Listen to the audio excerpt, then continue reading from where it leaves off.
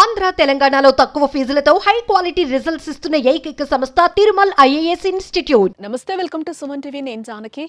రాములూరి కళ్యాణానికి భద్రాచలం అంగరంగ వైభవంగా ముస్తాబైంది.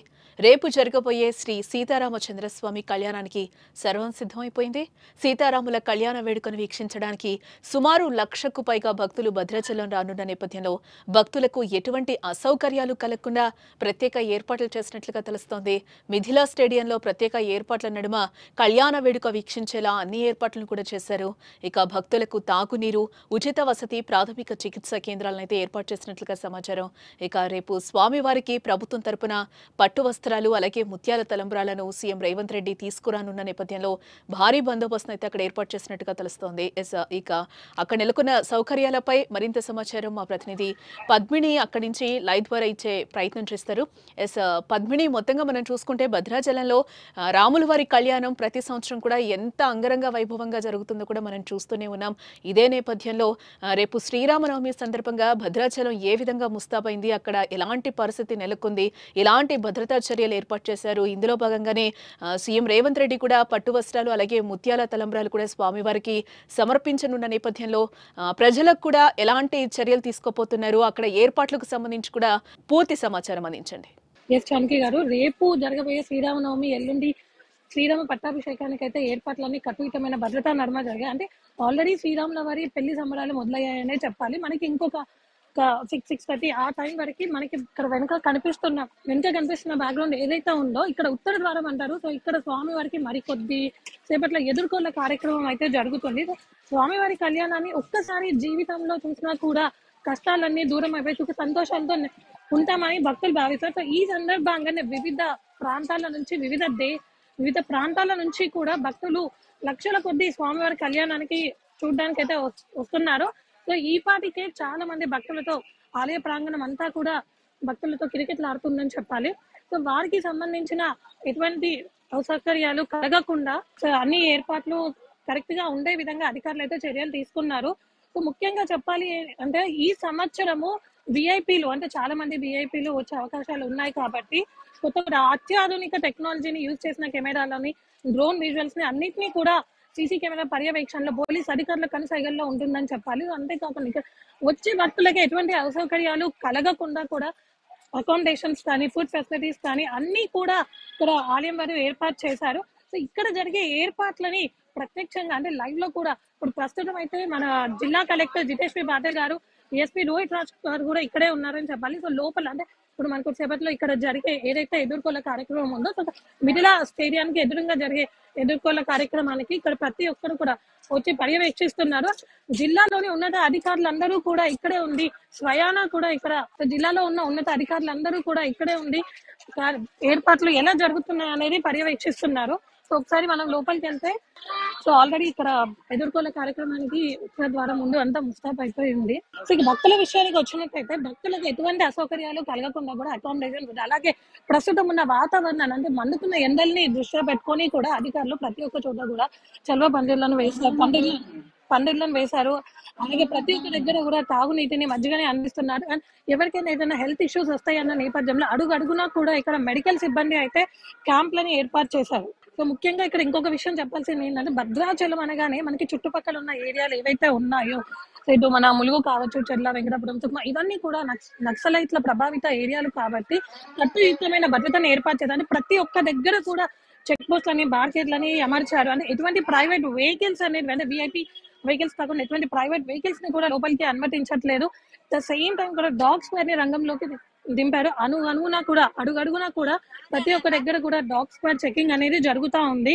ఇక మన కళ్యాణ మండపం విషయానికి వచ్చినట్టయితే జానకి గారు, ఇక్కడ కళ్యాణ మండపం ఏంటంటే మనకి ఇది 1960లో కన్స్ట్రక్ట్ చేశారు. సో ఈ సంవత్సరం ఏంటంటే విఐపీలు ఎక్కువగా వస్తారు అన్న ఉద్దేశంతో మనకి 31,000 మంది కూర్చునే విధంగా సో 21 సెక్టార్లను అయితే ఏర్పాటు చేశారు. అంటే మండపం చుట్టూ కూడా విఐపీలకి కేటాయించి ఆ తర్వాత టికెట్ తీసుకున్న అంటే టికెట్ ప్రైస్ ని బట్టి ఉన్న విధంగా అయితే మనకి ఇక్కడ ఏర్పాటు చేయడం అయితే జరిగింది. సో ఇంకా తలంబ్రాల విషయానికి వస్తే ప్రతి ఒక్క దగ్గర కూడా అంటే ప్రతి ఏడు కూడా తలంబ్రాలని 40 స్టాళ్ళని పెడతాయి. ఈసారి భక్తుల రద్దీని దృష్టిలో పెట్టుకొని 60 స్టాళ్లు పెట్టేసి ఫ్రీ తలంబ్రాలని పంపిణీ చేయడానికి ఆలయం వారు ఏర్పాటు చేశారు. సో మరికొద్ది సేపట్లో ఇక్కడ స్వామివారు అంటే భద్రగిరీశుడిపై కొలువై ఉన్న స్వామివారు సో కిందికి వచ్చేసి ఇక్కడ మనకి ఎదుర్కోళ్ళ మహోత్సవం అయితే జరుగుతుంది. సో దానికి కాను భక్తులందరూ కూడా వచ్చేసి స్వామివారు ఎప్పుడెప్పుడు వస్తారా, ఎప్పుడెప్పుడు ఎదుర్కోళ్ళ మహోత్సవాన్ని చూద్దామా అన్నట్టుగా భక్తులందరూ ఇక్కడ వెయిట్ చేసి ఉన్నారు. సో ఒకసారి మనము లోపలికి వెళ్ళి అంటే కళ్యాణ మండపం జరిగే దగ్గరికి వెళ్ళేసి మనం ఒక్కసారి అక్కడ వాతావరణం ఎలా ఉందో చూద్దాం. ప్రతి ఒక్క దగ్గర కూడా టైట్ సెక్యూరిటీ ఉంది. అసలు ఎవరిని కూడా లోపలికి ఎంట్రీ చేయడం లేదు. భక్తులని కేవలం అటు మీడియా వాళ్ళని తప్పితే ఎవరిని కూడా ఎటువంటి అనుమతి లేదు. అంటే బయట ఎక్కడైతే మనము లోపలికి రావాలో అక్కడ ఎక్కడ ఎంట్రన్స్ ఉందో అక్కడనే వెహికల్స్ అన్ని కూడా ఆపేయడం అయితే జరుగుతుంది. సో ఒకసారి మనం మీడియా స్టేడియం దగ్గరికి అయితే వెళ్దాం. సో ఇక్కడ కూడా భారీగా పోలీసులు అయితే మోహరించి ఉన్నారు. సో భక్తుల తాకిడి రేపు కళ్యాణం 9 గంటలకి స్టార్ట్ అవుతుంది. సో ఈ సందర్భంగా దానికి సంబంధించిన అన్ని ఏర్పాట్లని చేశారు.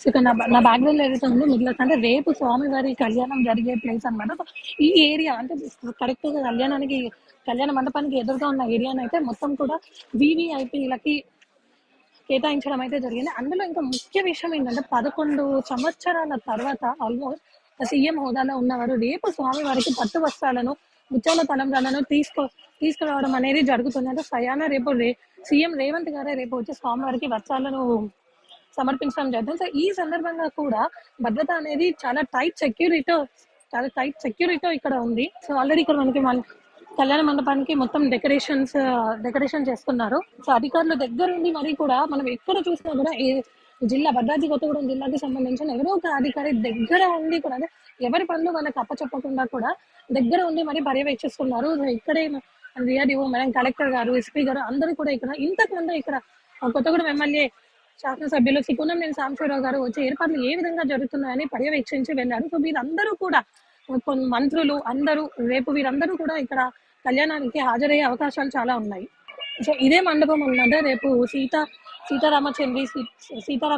సీతమ్మ తల్లి వారి ఇరువురు కూడా వధూవరులుగా ఇక్కడే రేపు కళ్యాణం అయితే జరగబోతుంది. సో దీనికి సంబంధించిన అంటే వివిధ పూలతో అంటే బెంగళూరు నుంచి వివిధ దేశాల నుంచి కూడా కళ్యాణానికి సంబంధించిన కళ్యాణ మండపానికి సంబంధించిన డెకరేషన్ కోసం అయితే మనకి అక్కడ మండపంలో ఏదైతే మనకి ఆలయం పైకి వెళ్లే మండపం ఉందో అక్కడ డెకరేషన్ కోసం అని పూలన్నీ అమరుస్తున్నారు. రేపు ఇక్కడ ఈ పూలన్నీ పెట్టే అవకాశాలు ఉన్నాయి. సో ఇక్కడ మరొక విషయం ఏంటంటే ఇక్కడ ఈ ప్లేస్ ఏదైతే ఉందో ఇక్కడ రేపు వధూవరులను అంటే సీతారామచంద్ర స్వామి సీతమ్మ వారిని కూర్చోబెడతారు. సో ఏంటంటే వాళ్ళకి పై భాగంలో ఇక్కడ 12 రాశులు కూడా ఉన్నాయి. అంటే వాళ్ళ కళ్యాణం జరిగే పైన సో ఆ 12 రాశులు కూడా ఉన్నాయి. అంటే ఈ విధంగా కళ్యాణం అంటే లోక కళ్యాణం ఇలా చేస్తే అందరికీ కూడా మంచి జరుగుతుంది అన్న ఒక ఉద్దేశం ఏ నాటి నుంచో కూడా మనకి వస్తుంది. సో ఈ మండపం చుట్టూ కూడా మనం చూసినట్టయితే ఇక్కడ శ్రీ రామాయణంలో ఉన్న ముఖ్య ఘట్టాలను ఇక్కడ చూస్తే ఒకల దమ్మక్క తల్లి ఇక్కడ స్వామివారిని పూజిస్తున్నట్టుగా అంటే వివిధ రకాల శిల్పాలతో ఇక్కడ ఉంది. ఇది సీతారాముల కళ్యాణం. స్వయంవరానికి వచ్చిన శ్రీరామచంద్రులు శివధనస్సును విరిసిన సన్నివేశం ఇక్కడ. మండపానికి వెనుక భాగాన పట్టాభిషేకం అంటే కళ్యాణం అయిన వెంటనే స్వామివారికి పట్టాభిషేకం నిర్వహిస్తారు. ఆ పట్టాభిషేకం సో స్వామివారి పాదాల చెంతన హనుమంతుల వారు సో శ్రీరామచంద్రులు సూర్యుని సూర్య వంశీకులు కాబట్టి దానికి చిహ్నంగానే ఇక్కడ ఈ ప్రత్యక్ష దైవం సూర్యనారాయణుడి వాహనం అంటే జనక మహారాజు సీతమ్మ వారిని శ్రీరామచంద్రులకి కన్యాదానం చేస్తున్న సన్నివేశం. దీని చుట్టూ కూడా ఎంతో ఆహ్లాదాన్ని అంటే చూడగానే ఒక భక్తి పారవశంతో పులకరించిపోయే సన్నివేశాలు అయితే ఇక్కడ మండపం చుట్టూ కూడా ఉన్నాయి.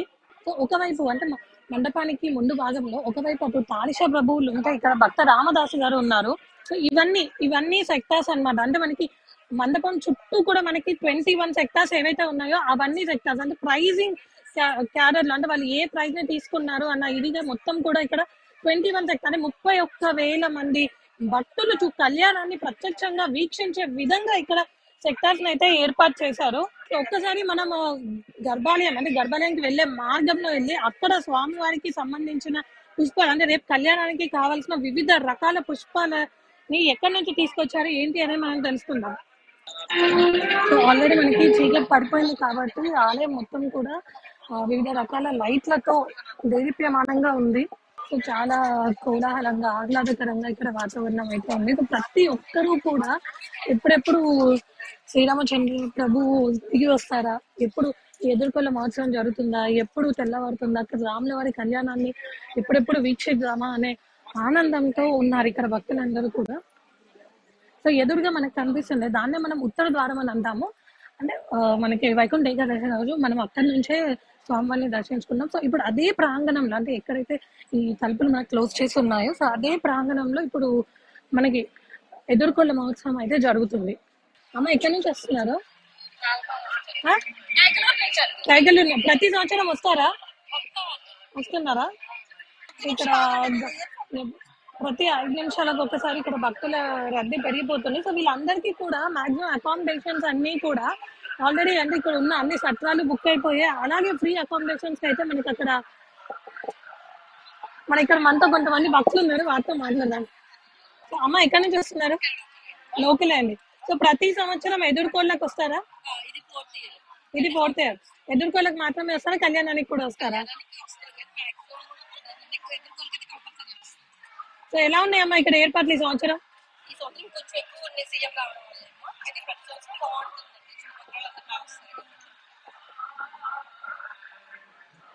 సో ఇక్కడ వెనక అంటే మండపానికి పక్కనే ఉన్న మెడికల్ క్యాంప్ అయితే ఇక్కడ ఉంది. సో మెడికల్ సిబ్బంది ఉంది. అంటే వచ్చే భక్తులకు ఎటువంటి ప్రమాదాలు, అంటే ప్రమాదం అని కాదు, మనకి ఎండలు బాగా కొడుతున్నాయి కాబట్టి ఎవరైనా కూడా ఉపవాసాలు ఉంటారు కాబట్టి వాళ్ళకి ఎటువంటి అనారోగ్యం సమస్యలు వస్తే వాళ్ళకి ప్రథమ చికిత్స అందించడానికి ఇక్కడ మెడికల్ సిబ్బంది ఉన్నారు. ఇక్కడే కాదంటే అడుగు అడుగున కూడా ప్రతి ఒక్క 10 అడుగులకి ఒక క్యాంప్ అయితే పెట్టారు ఇక్కడ. సార్ ఎక్కడి నుంచి వస్తున్నారు? కృష్ణా జిల్లా. ప్రతి సంవత్సరం వస్తారా సార్? సో ఎలా అనిపిస్తున్నాయి సార్ ఏర్పాట్లు? అమ్మ ఏ ఊరు నుంచి వస్తున్నారు? ఏలూరు నుంచి వస్తున్నారా? ప్రతి సంవత్సరం వస్తారా? సో ఎలా అనిపిస్తుంది శ్రీరాముల వారి కళ్యాణం ప్రతి సంవత్సరం చూస్తున్నారు కదా? గుడివాడ నుంచి వచ్చారా? ప్రతి ఏడు వస్తారా? పట్టాభిషేకం అయిపోయేదాకా ఎల్లుండి వరకు.